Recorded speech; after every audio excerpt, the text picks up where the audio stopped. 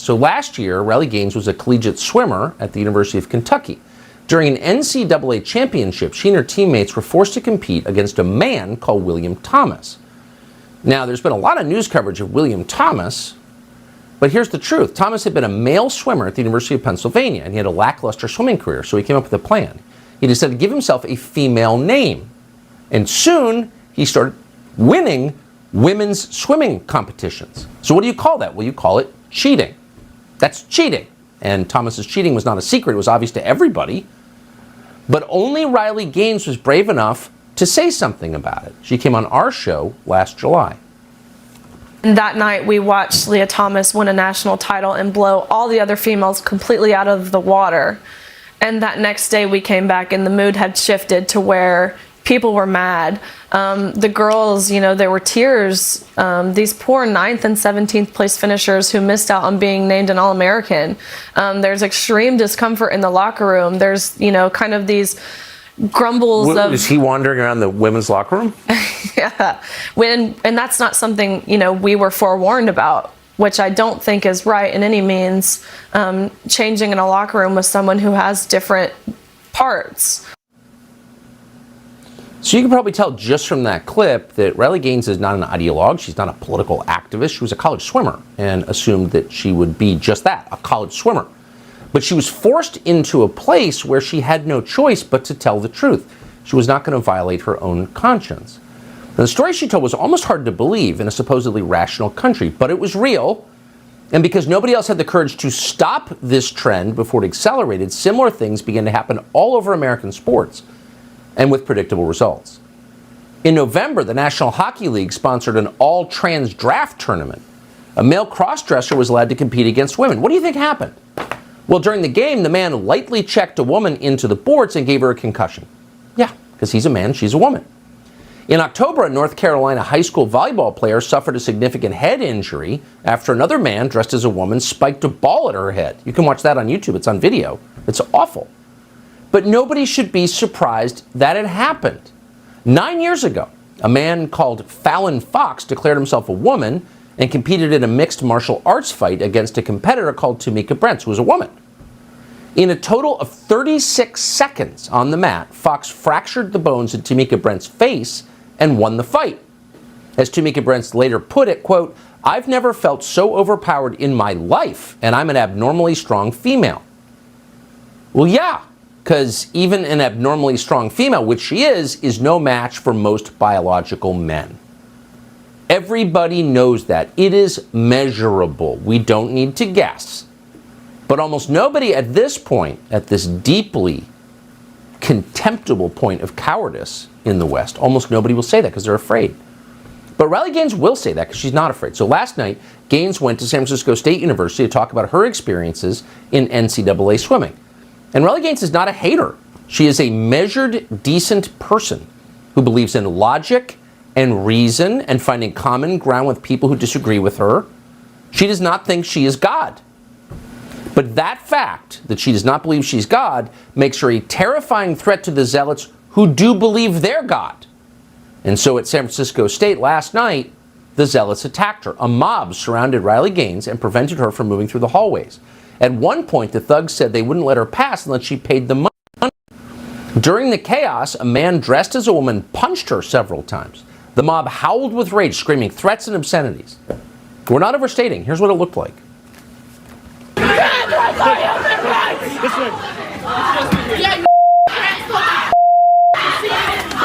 It's just me. I'm good. I'm fine. You got me. I'm good.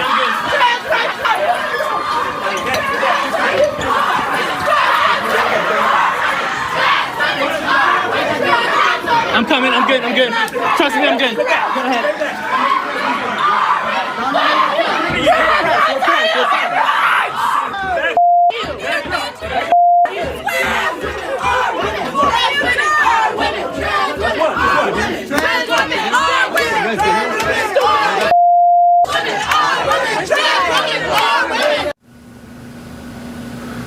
That's the most dangerous extremist group in the United States. There's no mistaking it. Riley Gaines, once again, is not an ideologue or a demagogue. She's not out to hurt anybody.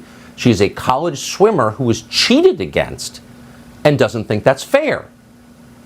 And in the face of that, people threaten her life and scream transparently nonsensical things like trans women are women. Trans women are not women.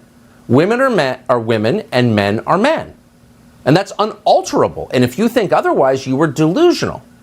And they are delusional and therefore dangerous. Last night, Riley Gaines was silenced and assaulted at San Francisco State. Her most basic civil rights were stolen by a violent mob. The thing we're supposed to be on the lookout for, well, there it is. If there is such a thing as a hate crime, you just saw it. And yet the Biden administration and its thoroughly corrupt Department of Justice won't acknowledge that any of that happened because they endorse it happening. Riley Gaines is one of the bravest people we know, and we're grateful to have her join us tonight. Riley Gaines, thank you so much for coming on. Was that as horrifying as it looked? I mean, it was terrifying for me. The police did not inform me of any sort of action plan. Turning Point USA invited me to the campus. I delivered a very civil and respectful speech where I had great dialogue with even protesters who were participating in a sit-in. All of a sudden, after my speech, the room was stormed. The lights were turned off, and I was rushed with no one there to escort me to a safe place. I was punched, I was hit multiple times, I was shoved, until finally we exited the room. But we could not leave because the protesters flooded the halls, and so I was pushed into a classroom along that hallway where I was barricaded in for 3 hours. 3 hours? Why didn't someone with a gun come and bring you to safety? Because they were terrified. They were scared to put their hands on these people because they know what these people are capable of. These people yelled obscene, violent, vulgar things to both myself and the officers, I could tell, didn't feel comfortable putting them in a position that would mean they do their job, which is a really scary, chilling thought. This is the most dangerous extremist movement in the United States right now. It's getting bigger, not smaller. It's gaining steam, not losing it. The White House has endorsed it. I mean, what does this mean for you? And I just can't say it again since I happen to know you. You are an inherently moderate person who means harm to no one. But are you worried about your safety going forward? You know, I am worried about my safety. I have to be now. When we have people who are willing to do this, and we know why they're willing to do this, it's because they don't have reason, they don't have logic, they don't have science, they don't have common sense on their side. That's on my side. And so they protrude by violence, whether it's physical or verbal violence. But what this means for me, this does not deter me. This assures me that I am doing the right thing. This will not silence me when they want me to be silenced. It just means I need to speak louder. Really quick, did anyone in the state of California in authority, any political figure, for example, defend you? No, not the dean of students, not the campus police. I will say the city of San Francisco police that stepped in, they did a phenomenal job in escorting 3 hours later. But I will be pursuing legal action. I will ensure that the people who physically assaulted me, the people who put me in that position, they will face repercussions. Yeah, I mean, if we can't identify that as evil, then we've really lost the thread. Riley Gaines, I'm glad you're still here, and Absolutely. Godspeed.